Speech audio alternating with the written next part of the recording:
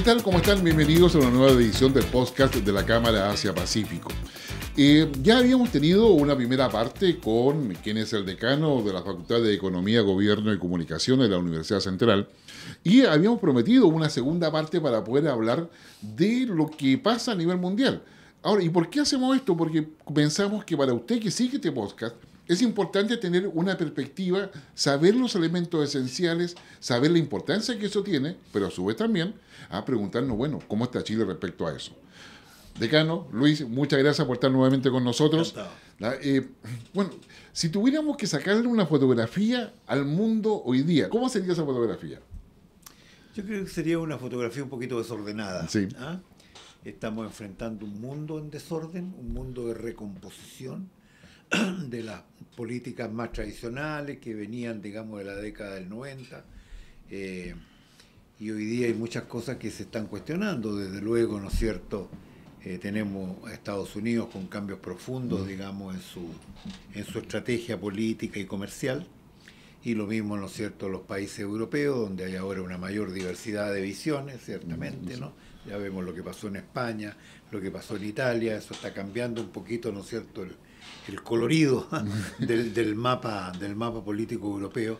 Y desde luego, ¿no es cierto?, Rusia, que hoy día quiere ser el líder indiscutible, ¿no es cierto?, en materias que comprenden las materias económicas. Entonces yo veo, digamos, un panorama más confuso. Eso es la impresión que a mí me da, sin ser yo un experto en los temas internacionales, pero creo que eso afecta mucho, ¿no es cierto?, las posibilidades de que Chile pueda volver a liderar, ¿no es cierto?, un camino de cambio en materia, digamos, de comercio internacional. Sí, y en esa confusión, yo diría, a ver, empezamos por la región. Yo creo que las ideas de integrar a todos los países de América Latina, yo creo que se frenan.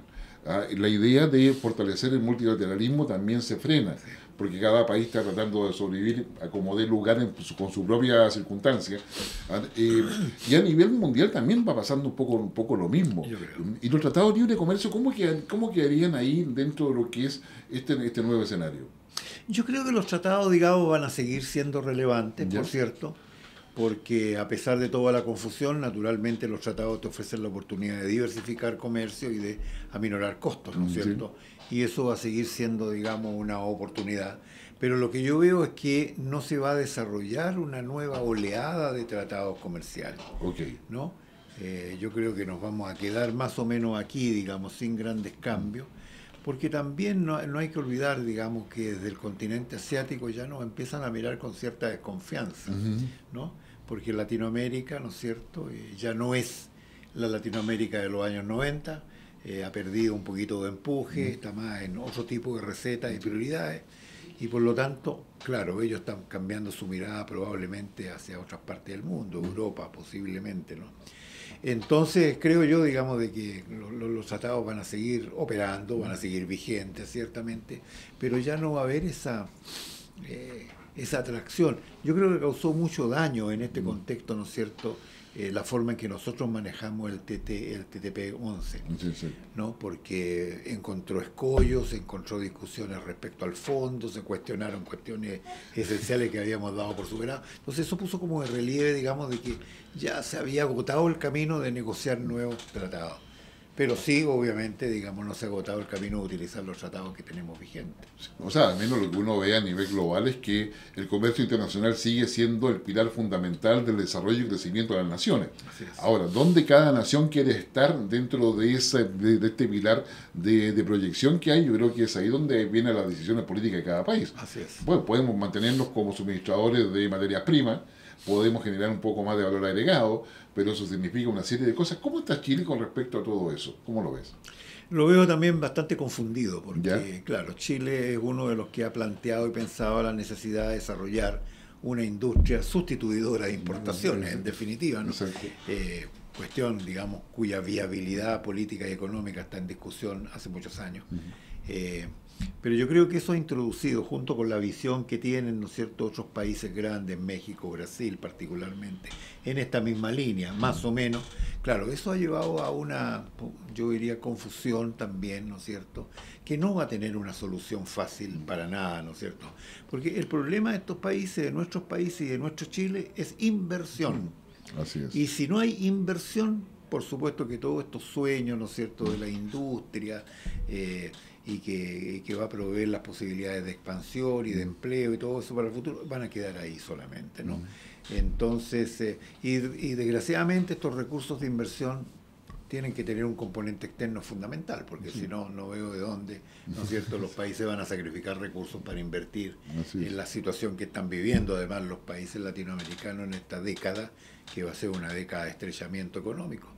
Entonces, ahí están los graves dilemas. O sea, yo pienso que eso no va a cambiar en lo fundamental, pero sí en el camino, digamos, se van a crear muchas desilusiones, controversias, ¿no es cierto?, desencuentros, ¿no? Que ya lo estamos viendo, ¿no es cierto?, el caso argentino, el caso mexicano. Estamos viendo, digamos, grandes confrontaciones, porque la realidad es una cosa, digamos, y las expectativas son otras. Sí, no, eso es completamente cierto. Recordemos que Argentina va a tener elecciones este año, que es en el mes de octubre, en agosto son las primarias, en México va a tener elecciones el próximo año. Así es. Digamos, Brasil viene saliendo de elecciones con un Lula que, dicho sea de paso, se quedó con la gana de ser mediador en el conflicto entre Ucrania y Rusia. Digamos, y ahora está colocando encima la Amazonía y el cambio climático, que parece son ejes que están marcando mucho la política internacional, el cambio climático, todo lo que es la sustentabilidad, son los ejes que van a marcar la nueva economía. Yo creo que sí, a pesar de que hay todavía bastante discusión respecto al tema del cambio climático, porque hay, ¿no es cierto?, sectores que son importantes que niegan este problema, digamos, y esto lo atribuye más bien a una instrumentalización política. Pero yo creo que va a seguir siendo un tema, y va a seguir requiriendo, digamos, el esfuerzo de los países, ¿no es cierto?, para disminuir emisiones y todo lo demás que sigue, ¿no? Pero pienso que, claro, nuestros países en eso son jugadores marginales. Sí. Claro, Brasil es un poquito distinto, digamos, por su tamaño, ¿no? Por lo demás, simplemente estamos mirando la cancha nomás desde la gradería. Sí, a ver, yo te quiero proponer, dado tu conocimiento y experiencia, no que hagas perspectiva ni de futuro, pero ¿cuál sería el mejor escenario en el conflicto que hoy día tiene a Estados Unidos y China enfrentados? ¿Y cuál sería el peor escenario para Chile, mirando desde Chile? O sea, ¿cuál sería el mejor escenario y cuál sería el peor? Buena pregunta. El mejor escenario, yo pienso, digamos, que es un escenario en que vuelvan a entenderse China y Estados Unidos, digamos, porque eso tiene implicancias positivas, porque China va a mirar también al resto del mundo, sobre todo a los que nos ven más cerca de Estados Unidos con otros ojos. Sí. Pero un escenario de confrontación nos pone a China al frente, ¿no? China ve a Estados Unidos y toda Latinoamérica como una unidad más o menos. Esa es la visión china del mundo, y por lo tanto yo creo que ese peor escenario puede ser un escenario, digamos, de que no necesariamente va a estar ligado, creo yo, a una posible elección, digamos, de un republicano, de Trump particularmente, digamos, porque yo creo, digamos, de que Trump, a pesar de todos sus defectos, digamos, no fue un tipo que creara más disrupciones en el terreno internacional, por el contrario, digamos, ¿no? Entonces no creo que necesariamente vaya por esa línea, pero sí, digamos, por una línea en que Estados Unidos se decida, digamos, a ser más confrontacional, ¿no es cierto?, a terminar con alguna de estas agresiones, entre comillas, ¿no es cierto?, de la política china, digamos, hacia sus intereses continentales. Eso es un escenario bastante malo para Chile también, porque, como digo, China nos ve como un solo ente, no es que Chile es distinto, eso no entra en la mentalidad de los chinos. Bueno, y en eso también. ¿Y cómo ves la irrupción de India? Porque India finalmente se ha ido transformando, digamos, en un actor cada vez más preponderante, y muchos dicen que India debería estar en el Consejo de Seguridad de Naciones Unidas. Sí, claro. ¿Cómo ves a India? Pero como actor económico, a India le falta mucho tiempo, ¿no?, para ser una especie de China, ahora, digamos, segundo China en Asia. Yo creo, claro, el tamaño económico y la tremenda potencialidad, digamos, que tiene India hace prever que de aquí a 30 años más India va a ser el actor preponderante, probablemente junto con China, ¿no es cierto?, en el mundo asiático y en el mundo, en realidad. Pero yo lo veo lejos todavía eso, ¿no? Porque, claro, están en la línea. Yo siempre he tenido la opinión de que China es un país socialista. La visión de Estado que hay es tremendamente fuerte, digamos, muy controlador, ¿no? No es la visión que tuvo, digamos, China, ¿no es cierto?, cuando hizo este cambio, porque se decidió simplemente a descentralizar y que las decisiones se tomaran descentralizadamente, ¿no es cierto?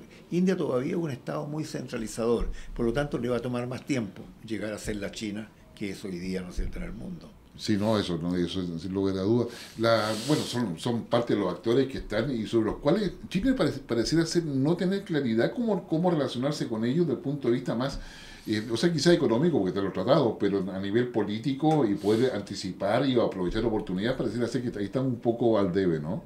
Yo creo que sí, a pesar de que hoy día tenemos un ministro, digamos, que tiene una visión muy clara respecto a Asia. Él es una persona, Van Claveren, que ha trabajado en estos temas, los conoce bien, pero el ministro nomás, ¿no?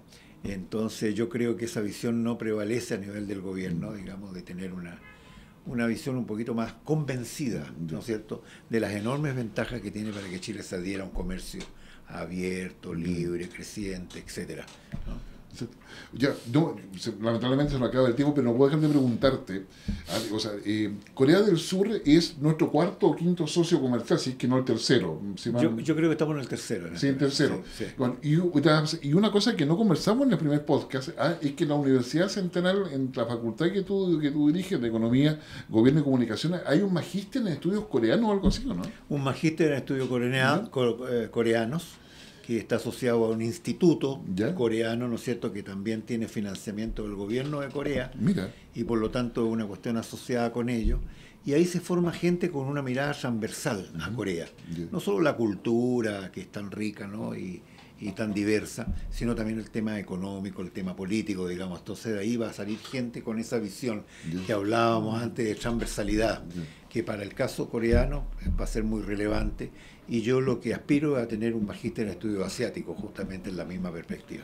No, sería maravilloso. Bueno, la Cámara Asia-Pacífico, tú eres director de ella, nosotros estamos preocupados también de eso, porque creo que solamente un magíster y cursos de perfeccionamiento, talleres, cada vez van a ser más necesarios para poder justamente entender y articularse adecuadamente con lo que es un tremendo mercado, no solamente en términos de quiénes son los que compran, sino también hay transferencia de tecnología y varias oportunidades que se deben aprovechar. Sin ninguna duda, sin ninguna duda. Rivero, muchas gracias por tu disposición y gentileza. Gracias por la invitación. Y gracias a ustedes que nos acompañan en este podcast. No se olviden, ingresa a Cámara Asia Pacífico, dennos un like en YouTube, en Instagram, donde nos vean, porque eso claramente nos ayuda a todos. Nos vemos, hasta la próxima.